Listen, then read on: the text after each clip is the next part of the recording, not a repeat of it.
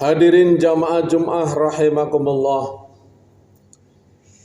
Mengawali khutbah ini sebagai salah satu rukun khutbah, tidak lupa kami menyampaikan wasiat khususnya untuk diri pribadi kami dan kepada kita sekalian. Marilah kita terus berupaya meningkatkan ketakwaan kita kepada Allah Subhanahu wa taala, yakni dengan terus berusaha menjalankan segala perintah-perintahnya dan juga kita terus berupaya menjauhi segala larangannya. Karena kita tahu bahwa sebagaimana yang Allah firmankan, inna akramakum indallahi atqakum. Dalam pandangan Allah, orang yang paling mulia itu bukanlah karena banyaknya harta, bukan pula karena tingginya pangkat dan jabatan, bukan pula karena ketampanan dan kecantikannya, akan tetapi hanyalah karena ketakwaannya. Itulah sebabnya dalam ajaran Islam, siapapun punya kesempatan yang sama untuk memperoleh kemuliaan di mata Allah, kemuliaan dalam pandangan Allah. Yang penting kita siap untuk bertakwa. Orang kaya tidak berarti hina. Dia akan mulia juga kalau dia bertakwa. Bahkan orang kaya bisa jadi ketakwaannya lebih melejit daripada kita orang biasa kalau orang-orang kaya ini bisa menggunakan hartanya juga di jalan takwa. Mereka lebih mudah untuk bersedekah, untuk membangun masjid, menyumbang pesantren, menyumbang saat ini seperti negara Palestina yang sedang dijajah oleh Israel, dan seterusnya dan seterusnya. Akan tetapi juga kita yang tidak punya harta tidak perlu berkecil hati. Kita juga bisa memperoleh kemuliaan di mata Allah asal kita juga mau bertakwa. Tentu sesuai dengan kondisi kita. Kita tidak bisa bertakwa melalui harta kita. Bisa dengan ketekunan kita, kerajinan kita beribadah kepada Allah. Kita bisa juga berbuat baik sesuai kemampuan kita dengan sesama manusia lain. Hadirin kaum muslimin rahimakumullah. Tadi mengawali khutbah saya menyampaikan satu ayat dari surat At-Taubah ayat 122. Kata Allah, wa ma kanal mu'minuna liyanfiru kaffah. Hendaklah antara orang-orang beriman itu tidak harus pergi semuanya ke medan perang. Falaula nafaru min kulli firqatin minhum ta'ifah. Tetapi hendaklah ada di antara mereka yang pergi untuk liyatafaqahu fiddin, menuntut ilmu, mengkaji, menggali, mempelajari ilmu ad-din, ilmu ad-din. Ya, ada sebagian yang menafsirkan ilmu agama. Akan tetapi ada juga para penafsir kontemporer bahwa yang dimaksud ad-din itu semua ilmu yang bermanfaat.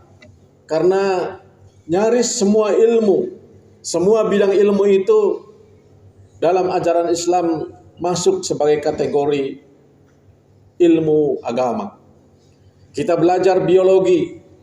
Dalam Al-Quran juga dipelajari tentang biologi, tentang geografi, tentang hukum, tentang administrasi dan sebagainya dan sebagainya. Itulah sebabnya sebagian ulama menafsirkan bahwa yang dimaksud ad-din itu adalah ilmu agama dan ilmu-ilmu lainnya yang bermanfaat untuk sesama manusia, untuk kita semua. Yang penting bukan ilmu yang jahat, ilmu yang menyesatkan seperti ilmu sihir dan sejenisnya. Kaum muslimin rahimakumullah, waliyundziru qaumahum idza raja'u ilaihim, agar mereka kemudian bisa kembali kepada umatnya untuk memberi peringatan la'allahum yahdharun, agar kita semua bisa menjaga diri. Ayat ini ya, ada yang menafsirkan bahwa dalam ajaran Islam itu berjihad bukan hanya ke medan perang, akan tetapi ketika anak-anak kita kemudian pergi menuntut ilmu, apakah di pondok-pondok pesantren atau di sekolah-sekolah lainnya, di madrasah-madrasah ataupun sekolah umum, yang penting niatnya itu adalah lillahi ta'ala, karena Allah subhanahu wa ta'ala, li'la'i kalimatillah, untuk mengangkat kalimah Allah melalui bidang-bidang tertentu, maka itu juga merupakan jihad fi sabilillah. Yang penting kita niatnya adalah untuk meraih ridha Allah. Walaupun nanti kalau sudah ahli kemudian kita punya implikasi, mudah mendapatkan pekerjaan, bisa menjadi seorang ahli biologi misalnya, bisa menjadi seorang ahli sosiologi misalnya. Itu adalah hikmah daripada ilmu yang kita peroleh. Yang penting niatnya, ketika masuk belajar menuntut ilmu itu, luruskan niat hanya karena Allah semata-mata. Bukan untuk mencari kedudukan, bukan untuk mencari pekerjaan, bukan untuk mencari hal-hal yang bersifat dunia lainnya. Kalau kita niatnya karena Allah, karena tujuan akhirat, insya Allah yang akan ngurus urusan dunia kita. Yakin itu. Makanya kenapa, mohon maaf, kadang-kadang ada yang sudah pinter jadi doktor, jadi profesor, kemudian na'udzubillah min dzalik salah jalan. Korupsikah, menipukah, mengotak-atik pekerjaannya supaya mendapatkan keuntungan pribadikah? Itu karena apa? Karena tidak ada berkah dari ilmu yang ia dapatkan. Ya mungkin saja salah satunya karena niatnya dulu salah. Itulah sebabnya mari adik-adik saya yang masih sekolah, yang mau kuliah, yang masih aktif menuntut ilmu, luruskan niat kita masing-masing.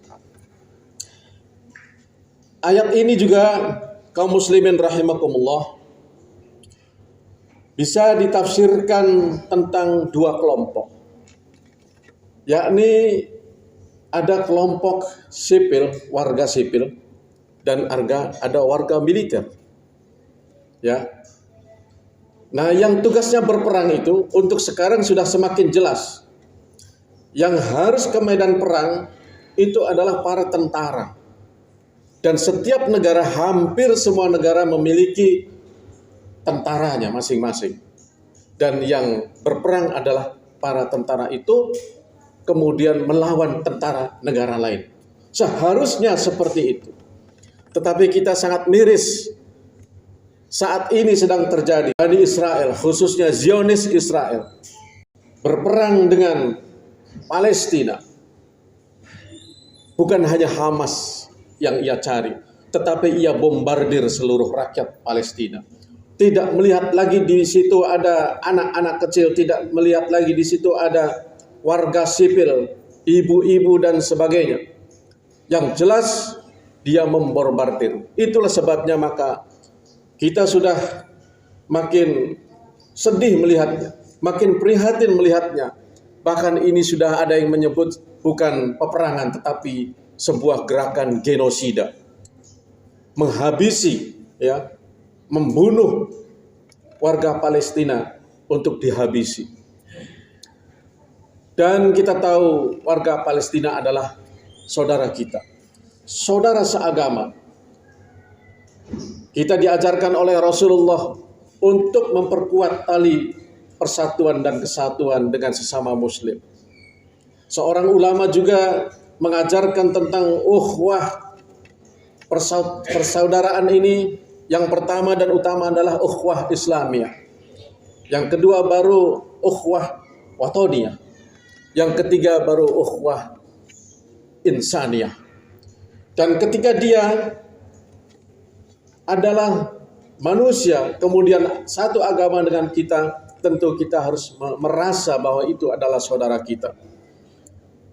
Namun kita juga posisinya mungkin sama dengan rakyat Palestina yang tidak berperang. Artinya kita adalah warga sipil. Tentunya tidak akan bisa menolong mereka dengan cara berperang. Saya teringat ketika saya masih kuliah S1 di Bandung. Banyak mahasiswa Bandung, saya dari IAIN, ya UIN sekarang, UIN Bandung. Padahal saat itu bukan hanya dari UIN, dari ITB, UNPAD. Para mahasiswa waktu itu Palestina juga sudah mulai dijajah, sedang terus dibombardir oleh Israel. Banyak waktu itu mahasiswa Bandung mendaftarkan diri, kita siap, semua dicatat. Akan tetapi pemerintah yang tidak bisa memberangkatkan kita. Karena memang kita sekarang sudah sangat sulit untuk membantu secara langsung. Kecuali memang pemerintah itu sendiri yang siap mengirimkan tentaranya. Tapi dengan resiko-resiko tertentu, yakni salah satunya adalah kemudian kita menjadi berperang dengan yang kita perangi. Namun daripada itu, kita meskipun tidak bisa berangkat membantu saudara-saudara kita di Palestina dalam artian mengangkat senjata, turut berperang di sana, kita masih punya cara lain. Kita bisa, ya, banyak ayat Al-Quran yang menyampaikan, yang menyatakan bahwa jihad itu bisa bi amwalikum wa anfusikum.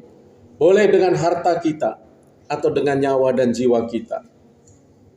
Ya, saya salut ada di televisi anak kecil, ya, sudah menabung lama, cukup banyak celengannya penuh, melihat warga Palestina seperti itu, kemudian mendengar para ustadz menyampaikan bahwa bersedekah, menyumbang untuk warga Palestina, pahalanya besar. Dia bongkar celengannya, kemudian dia minta sama gurunya, tolong sampaikan celengan saya.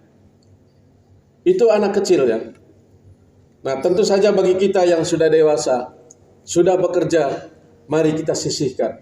Seberapapun kemampuan kita, insya Allah. Yang penting tadi, niatnya karena Allah Subhanahu wa Ta'ala. Niatnya ingin menolong saudara-saudara kita agar mereka bisa bertahan hidup. Dan kita juga tentu saja mendoakan mereka.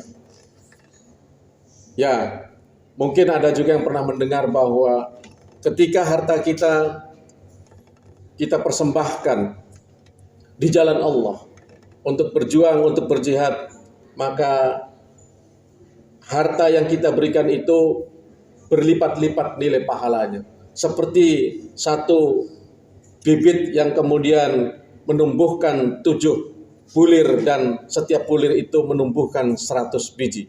Artinya walaupun kita 100.000 rupiah misalnya, tetapi nilai 100.000 rupiah itu kemudian bisa menjadi 700 kali lipat nilainya di mata Allah. Yang penting niatnya ikhlas. Niatnya karena Allah. Niatnya ingin membantu saudara-saudara kita yang tengah dilanda musibah itu. Dan yang kedua tadi saya sudah sebutkan juga, mari kita doakan. Jangan lupakan saudara-saudara kita. Selesai sholat 5 waktu, selesai sholat sunnah kita, atau kapan saja ketika kita ingat mereka, mari hati kita doakan mereka. Dalam setiap sholat berjamaah, para imam dipersilahkan, ya, dianjurkan untuk membaca qunut nazilah dalam setiap rakaat terakhir. Karena insya Allah, ya, dengan qunut nazilah, qunut yang minta pertolongan ini juga merupakan doa yang sangat luar biasa. Soalnya biasanya kalau habis sholat 5 waktu, biasanya tidak semuanya ikut berdoa, ya, bubar sebagian. Tapi dalam qunut nazilah itu kelebihannya, semua yang ikut berjamaah, semua mendoakan. Semua mengangkat tangan dan mendoakan. Itulah salah satu kelebihannya. Hadirin kaum muslimin rahimakumullah. Inilah khutbah yang dapat kami sampaikan. Mudah-mudahan meskipun hanya sekitar 16 menit, tetapi mari, ya, kita ingat saudara-saudara kita dan kita bantu saudara-saudara kita sesuai dengan kemampuan kita. Dengan harta kita, dengan doa kita dan dengan cara-cara lain kalau memang kita bisa membantu dengan cara lain. Barakallahu li wa lakum fil Qur'anil azim.